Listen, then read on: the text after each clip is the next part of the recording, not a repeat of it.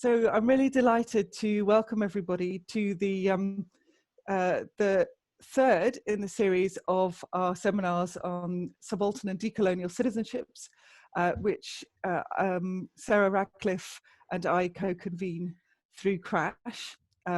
We have had some really fascinating talks, and today's one promises to be equally fascinating.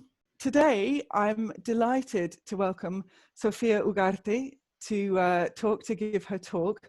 Sophia was a PhD student in the Department of Social Anthropology here in Cambridge.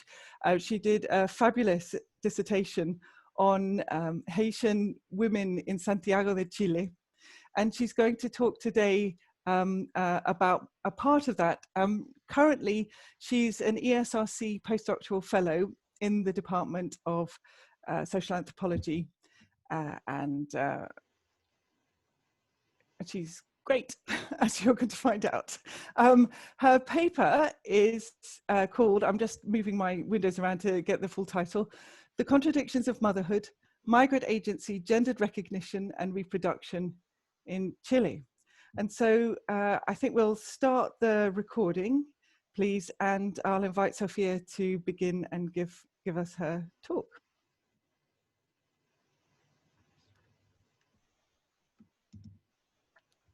Thank you. Hello, everybody.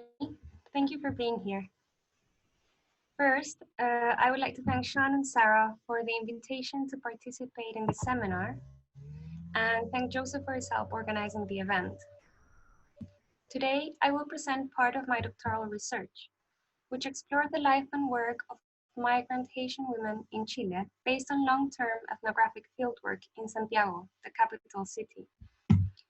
In my PhD, I argued that Haitian women's encounters with state agents and employers, along with the effective affordances of self-making in a new country, revealed the gendered and racialized hierarchies at the base of political and economic institutions in post-dictatorship Chile.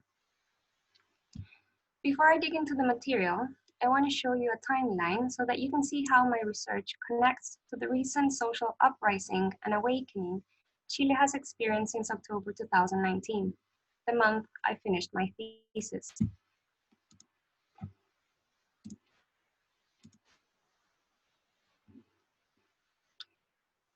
Estimates show that more than half of the migrant population living in Chile arrived between 2015 and 19, mainly due to economic and political crisis that made Venezuelans and Haitians find in Chile new prospects for their future. More than 80% of the Haitian population living in Chile by the end of my fieldwork in January 2018 migrated between 2016 and 17. Statistics reveal that around 180,000 Haitians entered the country in that period. The sudden increase of migration in those years was coupled with President Michelle Bachelet's center-left government, which implemented a progressive agenda on migrant workers' integration with a human rights and a gender focus.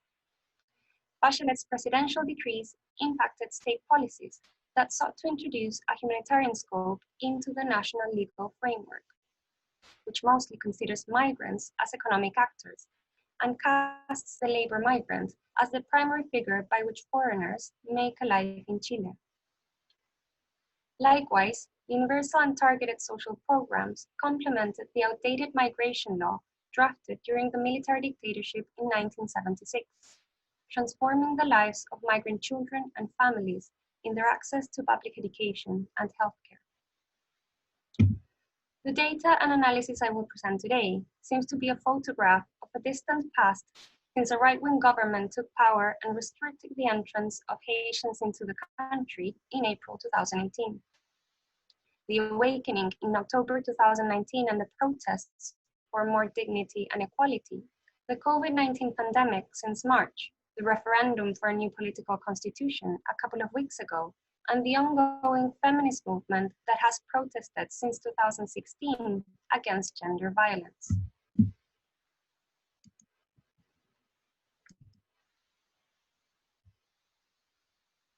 In this presentation, I wish to lay out a conversation about how interactions between those who are different, particularly migrant women with specific demographics, and state institutions can inform how people in Chile and in other parts of the world make sense of everyday experiences of political recognition, rights, and access to social protection, and most of all, what we understand by agency in unequal social landscapes.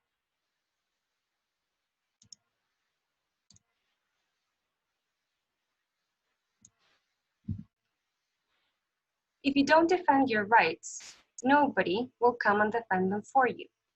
You have to look after yourself because your employer will not do it. A social worker at the hospital said firmly and clearly to Rosalie in one of her prenatal checkups. Rosalie nodded back at her while she caressed her belly. She was 4 months pregnant and had problems with her boss, who refused to pay for her social security installments despite having a work contract.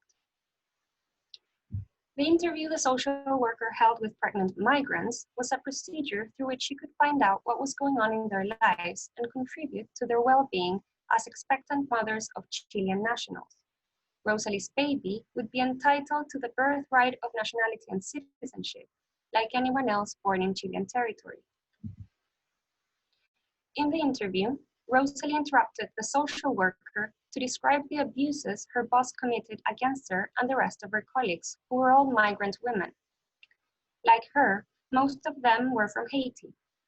She explained how her boss treated them as thieves in the shop where she worked, continuously monitored them with surveillance cameras, and how he had fired a colleague who announced at work that she was pregnant. Rosalie told the social worker how most of the Haitians that worked there did not speak Spanish well enough to defend themselves, and usually worked with partial and incomplete knowledge of how their experience should be. He hires us and allows us to have a visa, and that is not easy. He gave me a contract, but then mistreated me and the others. Rosalie commented, while the social worker typed in her computer everything she was saying.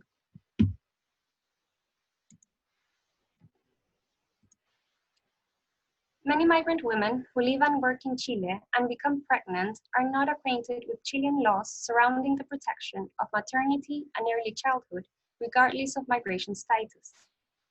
For pregnant Haitian women such as Rosalie, becoming familiar with migration laws, labor codes, and healthcare entitlements intersects with racialized forms of discrimination and violence. Haitians in Chile are the largest group of Afro-descendants living in the country self-perceived as white and mestizo, and who don't speak Spanish as their first language.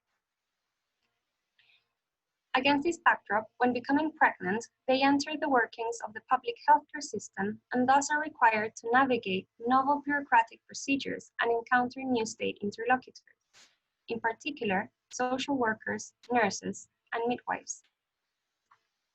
The latter impacts how Haitian women understand themselves as migrants and take care of themselves and their babies, but also how they position themselves as mothers in an economic and social landscape that turns them into disposable and dispossessed migrant workers. In this presentation, I will expose the contradictions that emerge between labor migration and migrant motherhood. Based on the experiences of pregnant Haitian women as they navigate migration laws, healthcare bureaucracies, and social protection programs in the city of Santiago, I show how motherhood transformed their lives as migrant women and workers. Here, I explore the emergence of a specific migrant subjectivity among Haitian women that comes forth as a result of intersecting gendered and racialized discourses of responsibility and self-care, in which life and work acquire new meanings. I argue that in the lives of Haitian women who will become mothers of Chilean nationals, the privileged status of the pregnant body at different institutional levels creates a sense of national belonging based on women's reproductive livelihoods, which is also at odds with economic rationales of labor migration in the country. The conversion of moral narrative of postcolonial motherhood into legal frameworks and state policies has specific effects in the lived experiences of Haitian women. As a result, migrant mothers navigate different axes of inequality that naturalize their bodies as bearers of future Chilean citizens, and as racialized migrants who seek to fulfill their desires as working mothers. These tensions contribute to the emergence of a gendered and racialized migrant subjectivity, a form of agency that is situated in contradictory narratives and experiences of recognition, protection, and citizenship. The analysis is based on 18 months of fieldwork between 2016 and 18, with Haitian women living and working in centrally located neighborhoods in Santiago. I conducted participant observation at a time when the Haitian population living in Chile grew dramatically, becoming the largest group of Afro-Caribbean and non-Spanish speaking migrants. I accompanied Haitian women as they received treatment in public hospitals and local surgeries when they were pregnant and fell ill. I interacted with different state agents working in the public healthcare system, which attends to 85% of the population in the country. Additionally, I conducted in-depth interviews with social workers and policymakers in different state institutions. I analyzed policy reports, statistics, and legal documents of migration, gender, and maternity laws in force since the 1990s. All participants, including where they live and work, are anonymized. This includes Haitian women, their family members, the state agents, and healthcare workers. I will now briefly sketch the cultural and institutional framework that sustains gender hierarchies surrounding motherhood and reproductive labor in Chile, including the diverse forms of violence Haitian women endure when treated by the healthcare system. As I mentioned before, the Haitian population in Chile has grown dramatically in the last 5 years. Unlike other Latin American groups, Haitians have the highest masculinity rate, only a third of them are women, and the starkest gender differences in terms of labor participation. While men have one of the highest rates of work activity, Haitian women have the lowest after Chilean nationals. Racialized discrimination, along with linguistic and gender biases, position Haitian women as the most devalued and disposable workers in the Chilean economy. Their work activity contrasts with the experience of other migrant women who, since the 1990s, have inserted themselves as domestic workers in the homes of wealthy Chileans, a position predominantly occupied by Peruvian migrants. Haitian women's status as mothers intersects with gender ideologies prevalent in Chile and Latin America, which permeate the provisioning of healthcare and state benefits as mothers of Chilean nationals with specific civic duties. The historian Jaruga Muni argues, open quote, "Motherhood, as the most important signifier of womanhood in Latin America, has been at the heart of the gender system and critical for defining women's responsibilities throughout the nation," end quote. Following other countries in the region, gender roles in Chile are culturally informed by Marianismo, the Catholic devotion to Virgin Mary that positions motherhood as a sacred essence with moral superiority. Additionally, the history of mestizaje in the continent gives rise to the image of the single mother as an ever-present and nurturing figure, born from the encounter between the European colonizer and the abused indigenous woman. In this context, Haitian women who migrate to Chile find themselves positioned within the long history of political agency of motherhood, in which Chilean social policy has cast mothers, according to Muni, open quote, as the progenitors of new citizens and new workers, end quote. This moral discourse contributes to the fixation of gender hierarchies that locate women in the domestic sphere, assign political power to men, and maintain the gendered social order that grants stability in a changing nation. In this line, motherhood and homemaking in Chile is thought of as a woman's destiny, framing reproductive discourses in Chile and women's political and economic activities. The moral legitimacy of motherhood positions women in Chile primarily as mothers and homemakers, contributing to forms of gender inequality outside the home and in the labor market. Mothers in Chile, migrant and non-migrant alike, have indeed a harder time finding jobs that adjust to the different tasks they need to fulfill at home with children, having to negotiate with their partners, but also other family members, on how to distribute housework. Research has found that for Chilean women, and in particular of lower income backgrounds, the decision to work outside the home is possible if women perceive that it does not affect the functioning of their household and the well-being of their children. Women of childbearing age face several discriminations in the Chilean labor market. If they become pregnant, they are thought of to alter the productivity of their work due to maternity leave and maternal immunity, which they are entitled by law. From the perspective of health practitioners and social workers in public institutions, laws that protect working women also create new discriminations. So it is within this moral and institutional landscape that migrant women live and work in Chile, and Haitian women become mothers in Santiago. Alongside labor discrimination and exploitation based on their position as racialized migrants in Chilean society, Haitian women navigate different forms of violence when encountering the healthcare system.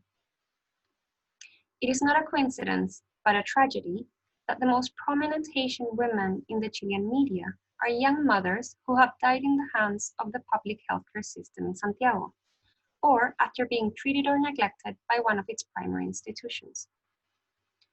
The widely reported deaths of Haitian mothers, such as Joan Florville and Rebecca Pierre, can be explained by institutional racism suffered while being treated in prominent hospitals in the city. Haitian women's position as racialized and unworthy of dignified medical treatment makes them more vulnerable to experiences of obstetric violence and feelings of mistreatment during childbirth common in Chile and Latin America. Medical interventions, the lack of company during labor, and the generalized dismissal of evidence-based guidelines transform birthing into a traumatic experience for many. Here, young, overweight, poor, and migrant women are more prone to experience obstetric violence, which can vary from verbal and physical abuse to lack of communication and consent when carrying out medical procedures. So I will now focus on the experiences of 3 Haitian women becoming mothers in Santiago. In recounting these women's stories, I wish to trace how agency emerges in everyday encounters with others. In doing so, these experiences reveal how dominant rationales of inclusion and recognition operate in practice. First, I will analyze Inés's process of attaining migrant status when becoming pregnant, to show how political recognition is naturalized from the Chilean baby in the womb to the foreign body of the mother, and how this recognition comes along with diverse forms of violence. Second, I will recount Daphne's encounters with healthcare bureaucrats to request medication for her morning sickness, to explain how, for expecting migrant women, access to healthcare services oscillates between deservingness and entitlement. And third, I will come back to Rosalie's experience during pregnancy. Her story will analyze the diverse effects of a social protection program to examine how the legal figure of the working mother endorses her efforts to overcome abusive treatment at her workplace. Inés. In 2003, the Chilean state introduced a new program to protect maternity and enable access to healthcare for foreign women who become pregnant in the country.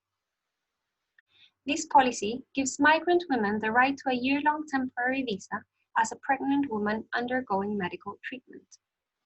In its phrasing, the visa's target population are foreign workers who are pregnant. In practice, any expecting migrant woman who had not previously applied for a visa can obtain this temporary permit. Inés is one of these women. I first met her at a neighborhood market in the city center. She had traveled from Haiti with her husband in 2017 and found out that she was pregnant a couple of weeks after arriving in Santiago. She then applied for a temporary visa for pregnant women and received treatment in the public system, where she delivered a baby boy named Oman.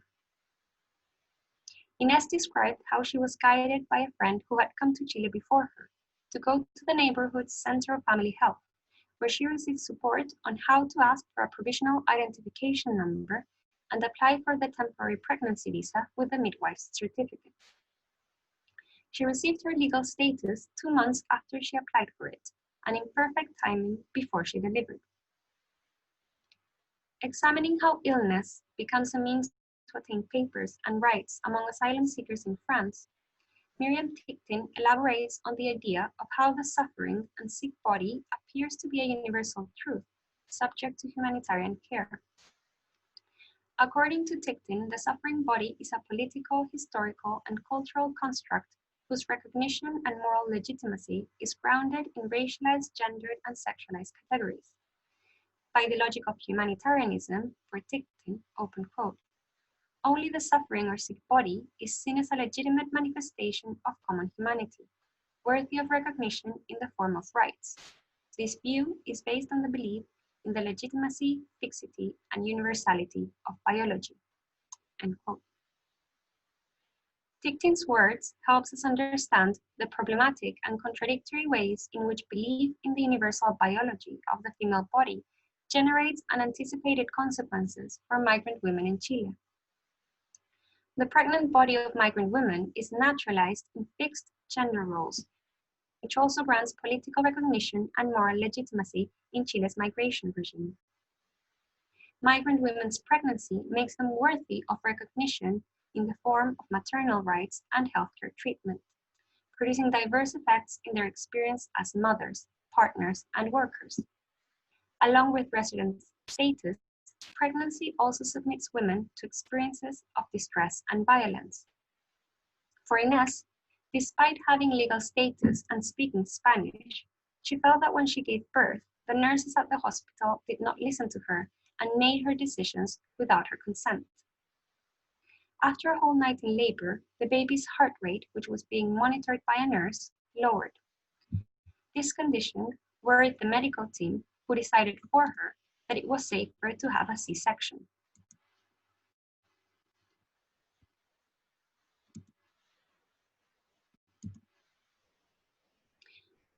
You know, in the prenatal checkups, I had an ultrasound, the last ultrasound, which showed that woman had the umbilical cord around his neck. And before going into labor, I told the nurses at the hospital about this, but they didn't do anything. They never listened. When I was with the contractions and all, my husband was there. They said woman's pulse was too low, and then I can't remember. My husband told me I lost consciousness there, and when woman came out, he did not cry. When I woke up, thank God, my husband was there. He was crying. He told me it had been scary. I lost a lot of blood. Woman was there, healthy, and I survived, thank God.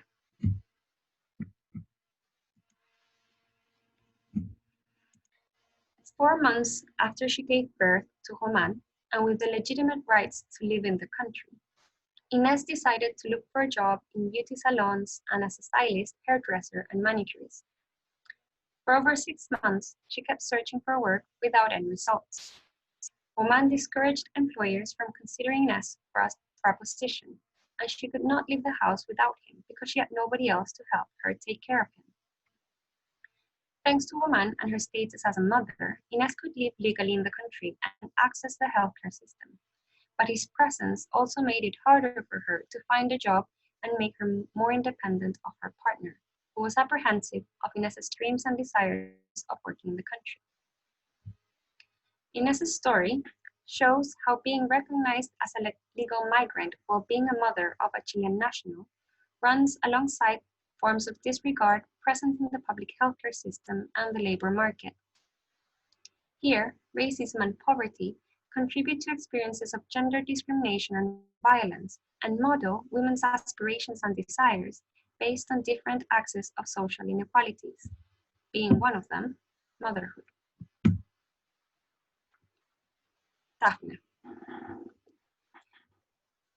Expecting Haitians and other migrant women living in Chile navigate the public healthcare system according to their visa status and working situation in Chile. More often than not, these strategies are advised by social workers that give counseling to women who attend public surgeries and hospitals.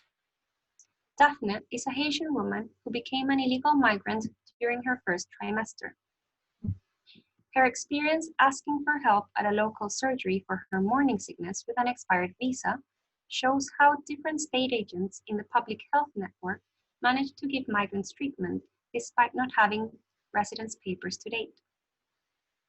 When asking for treatment, different healthcare bureaucrats asked Daphne to take responsibility for her situation as a pregnant woman with an expired visa.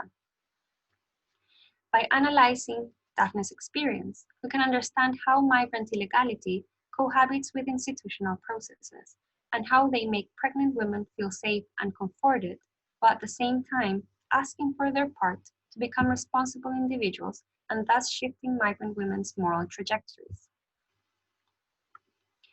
After living in Chile for more than a year, Daphne was fired from her job before she could renew her temporary work visa, causing her to lose her legal status as a migrant worker. It was at this point that she found out she was pregnant with her partner Emmanuel, who had come to Chile having followed her from Port-au-Prince. Emmanuel worked informally and intermittently for a Chilean contractor in different construction sites in Santiago. This situation meant that neither of them had valid residence papers to live in the country. One spring afternoon, I accompanied Daphne and Emmanuel to the local surgery where she was registered. There, we approached the receptionist behind the counter and told her that Daphne was pregnant, that she was not feeling well, and asked if she could see a midwife or a nurse. The woman asked for Daphne's identification and checked her registry in the computer. Daphne handed her the expired ID card she had of her past visa.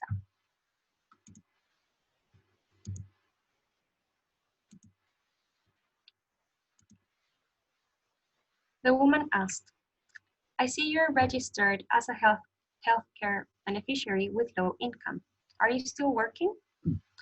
Daphne answered in Spanish, "No, madam, I was fired." The receptionist told her, "Then we need to change you to the group of impoverished people with no income, so you'll be treated in the public system without paying a single penny from your pocket." Daphne and Manuel went back to the local surgery 2 days later to meet with social work. Daphne had a hard time understanding him. "Look at the screen," he said, turning his monitor around so that the three of us could see Daphne's registry in the system. "You are still registered in the lower income group. I suggest you go personally to the services headquarters with proof of your dismissal to speed up the transfer. If you don't do this yourself, we will have problems with your treatment," the social worker explained in Spanish. In the past, migrant status was a central factor determining entitlements to healthcare services in Chile. In the case of pregnant migrant women who had expired residence permits, such as Daphne, since 2003 they were entitled to access the healthcare service after they demonstrated they were no longer legal residents and could be treated as indigents.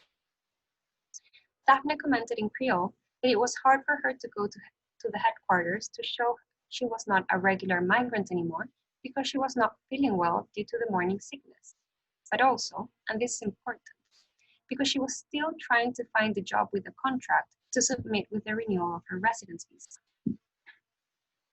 Daphne's reluctance to notify the healthcare institutions of the expiration of her temporary work visa, acknowledging that she was not a formal worker, meant that she was not following the guidelines of what pregnant migrant women should do as ideal users of the healthcare system. In this case, healthcare services implicitly relied on competencies, resources, but most important, on the initiative of patients to make optimal use of the service. In the eyes of the healthcare workers at the local surgery, Daphne's status as a user of the healthcare system was based on deservingness rather than entitlement. She was deserving of healthcare attention because of her pregnancy, rather than entitled to healthcare rights as a migrant worker. Daphne was advised to invoke the legitimate and naturalized pregnant body with or income. Instead of a worker, at that moment she did not have a job or a work visa. The healthcare bureaucrats that Daphne encountered guided her on what she could do to obtain healthcare provisioning as a pregnant woman and to treat her morning sickness, considering Daphne's uncertain legal status. Changing her status from being in the system to being in the system as an indigent was the first step before she could be treated. In this sense, the social and health workers as state agents relied on Daphne's autonomy and self-responsibility to fix the situation in the institution's headquarters. This situation resonates with the ways in which Chilean social workers intervene in the allocation of social benefits to the Chilean poor, which, according to Rojas Lach, depend on the individualization of situations of vulnerability and the assumption of the state's role to teach the poor on how to care for themselves and others based on their own responsibilities. In Daphne's case, her morning sickness subsided a month after this encounter. Reluctantly, when she was more than 6 months pregnant, she changed to the healthcare system's indigent group. But by that time, her belly was showing, and therefore she could not hide her pregnancy when searching for jobs. Daphne's desire to remain being considered a worker, in contrast to the call for responsibility by healthcare bureaucrats as an unemployed pregnant migrant, shows how migrant mothers' agentic modes depend on gendered expectations women assume as migrants and workers in their host society. Here, laws and bureaucratic procedures impact migrant women's access to benefits and entitlements, but also create a specific migrant responsibility. I compare the situation I describe here with Nicole Constable's research on foreign domestic workers in Hong Kong and Singapore. For domestic workers in these countries, becoming pregnant entails a rather different form of migrant and gender responsibility, one which casts pregnancy primarily as a moral failure. In the Chilean case, laws grant birthright citizenship to the baby and legal status to the mother through the direct kinship relation. The latter transforms the existential and moral reality of migrant illegality into recognition and access to rights and protections. Here, moral possibilities and the crafting of subjectivity are not only impacted by juridical status, but also by gendered and racialized narratives of deservingness, entitlement, and propriety. Rosalie. Becoming a responsible mother gains a specific relevance in Rosalie's experience, whose encounter with the Chile Crece Contigo social worker in the hospital contributed to change her working conditions and the number of state benefits she could be entitled to as a pregnant mother. The Chile Crece Contigo program, translated as Chile Grows With You, is a national childhood policy that consists of a comprehensive support system for children from gestation, providing specialized aid to pregnant women and their families in maternity care, public health services, and education. The provisions of Chile Crece Contigo are a guarantee for all expectant mothers once they begin their health checkups in the public healthcare system. Since its beginnings in 2007, the program has included expecting migrant women, irrespective of their migration status. For many migrant women, the program is pivotal for those who find themselves in living conditions that are detrimental to their well-being. The work of state agents accompanying migrant mothers is of awareness as a supportive institution in case employers abuse of pregnant women's labor rights in one way or another. In the winter of 2017, Rosalie asked me to go with her to one of her prenatal appointments at a hospital in the center of Santiago. Following the midwife's advice, she would meet with a social worker who would evaluate her well-being. Rosalie had traveled to Santiago following Paul, her lifelong partner with whom she lived in the Dominican Republic. Upon arrival, Rosalie had found a job as a saleswoman in a wholesale clothing shop in the center of Santiago, where she signed a permanent contract for the minimum wage, with which she applied for a work visa. During the interview, the social worker began reading out loud a list of labor rights Rosalie enjoyed as a formal worker in Chile. This included safety, non-discrimination, and healthcare protection, among other things. Then, the social worker described to Rosalie the rights of workers who were expectant mothers, and that of the workers who were parents, such as maternity leave and maternal immunity, access to daycare, and sick leave. When the social worker finished explaining Rosalie her rights as a pregnant woman working in Chile with a formal contract, she informed her after looking at her file in the screen of the computer that she did not appear enrolled in the National Health Service, nor the pension system. This situation meant that she did not have any payments to the Social Security system. Hence, she did not fulfill the minimum requirements to benefit from the public subsidy of paid maternity leave. Rosalie was surprised and shocked by this information. At work, her boss had told her that all Social Security payments had been discounted from her monthly salary. The social worker told Rosalie that she was not going to be held accountable for her employer's negligence. However, she was still going to suffer the consequences of his abuse. The Social Security payments were the employer's responsibility only, and nobody could blame her for his disregard.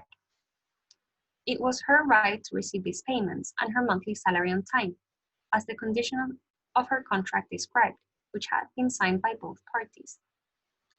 The social worker insisted that even if many employers failed to make their workers' Social Security payments, it was her responsibility to take over her rights and remind her boss every day if it was necessary.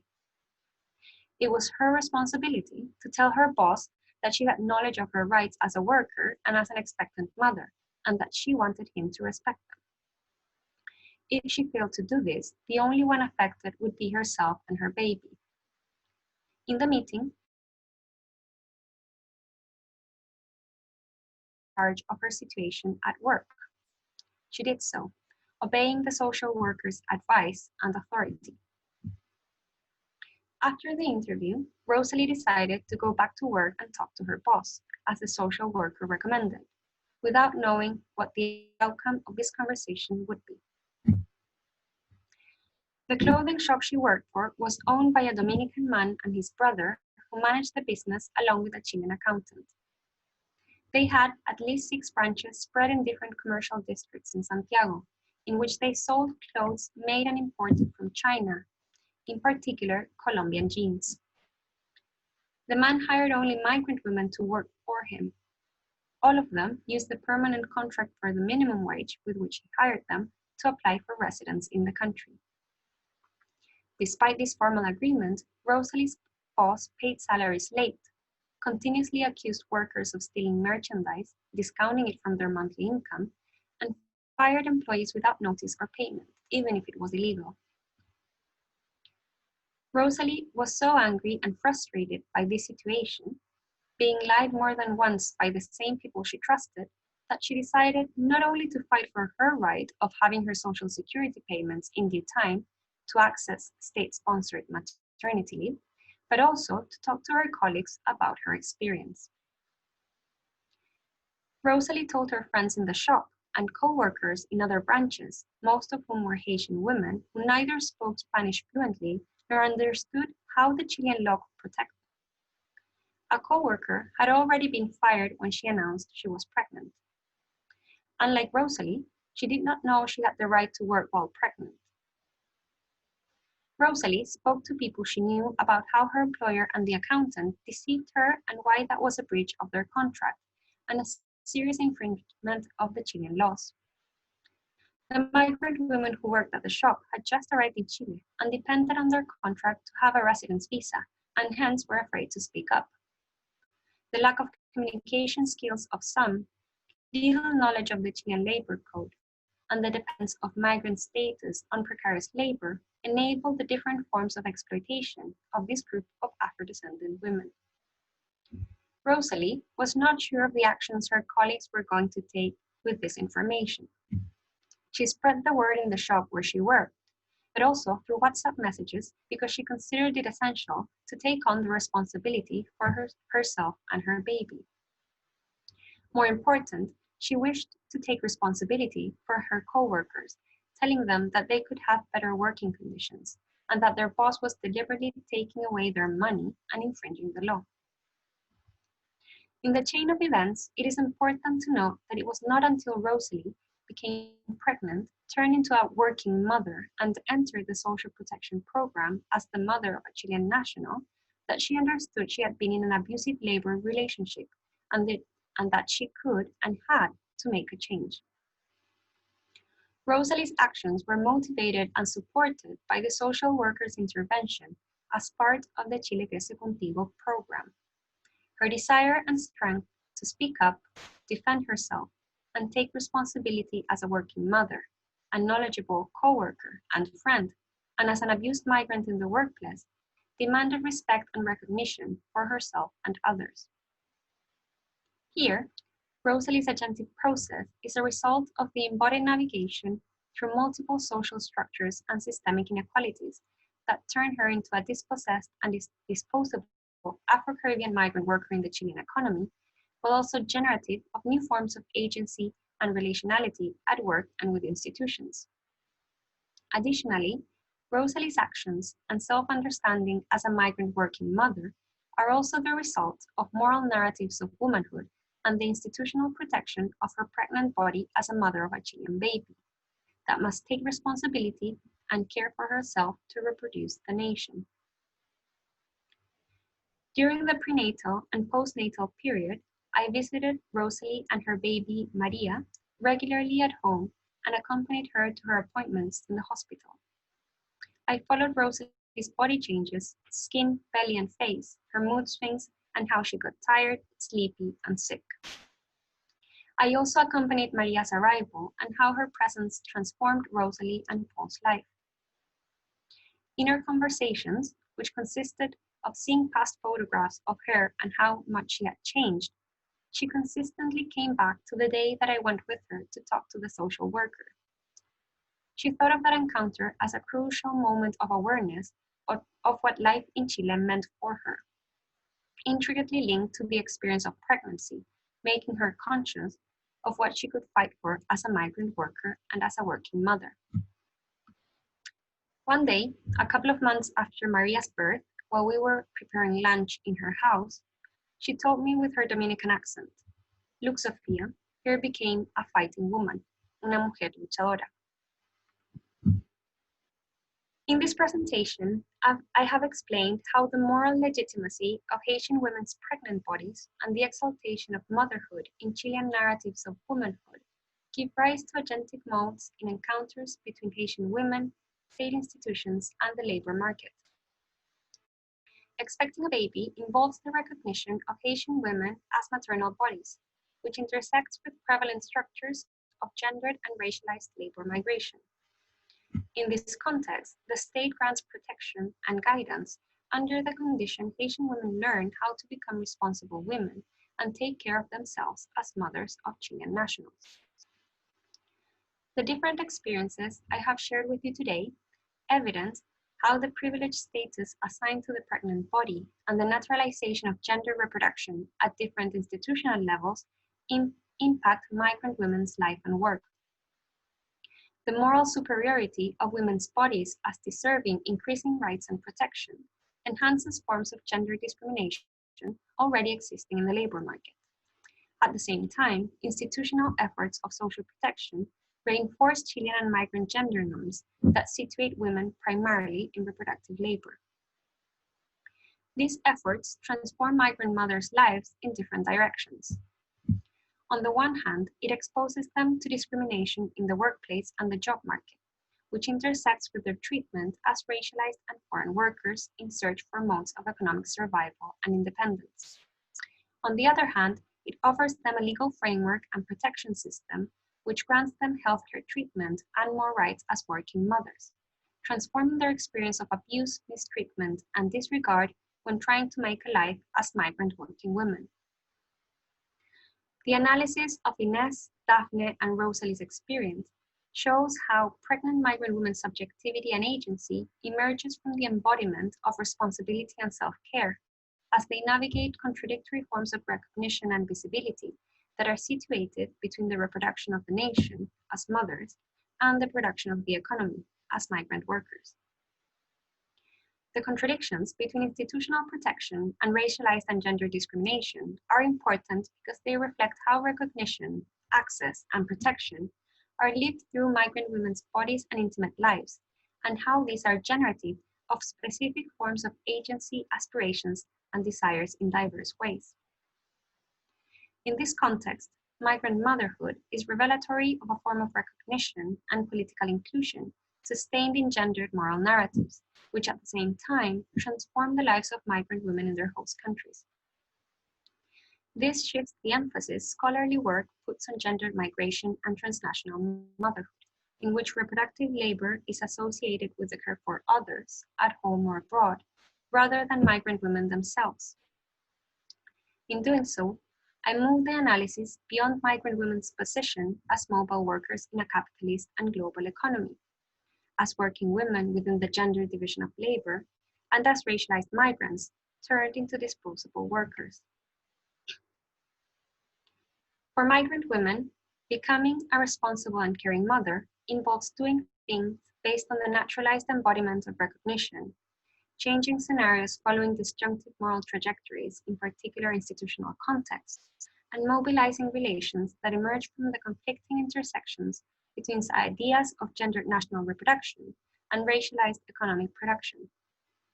In practice, taking care of oneself and becoming a responsible mother of a Chilean national means enduring frustration, abuse, discrimination, and violence in diverse settings, navigating bureaucratic and institutional procedures, and engaging in particular relationships at home and the workplace.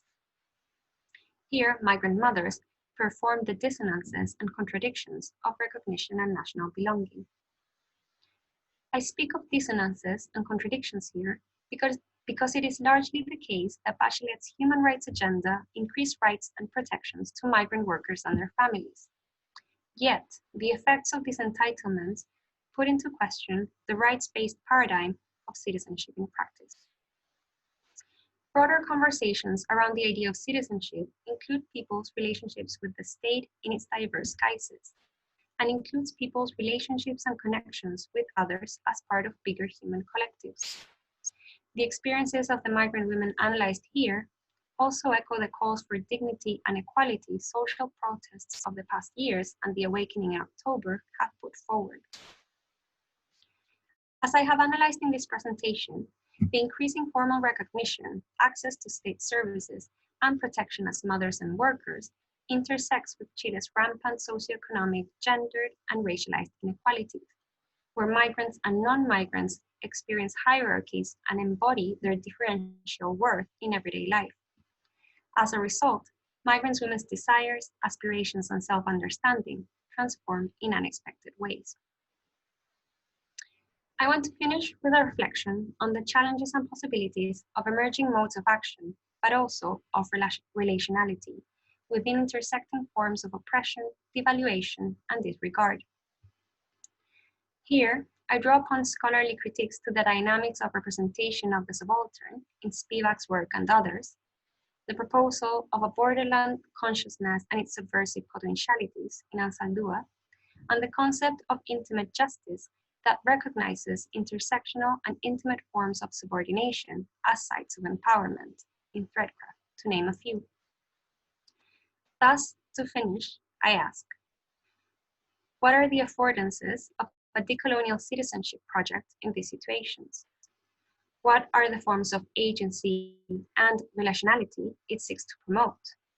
And in doing so, which ones remain obscure? Thank you.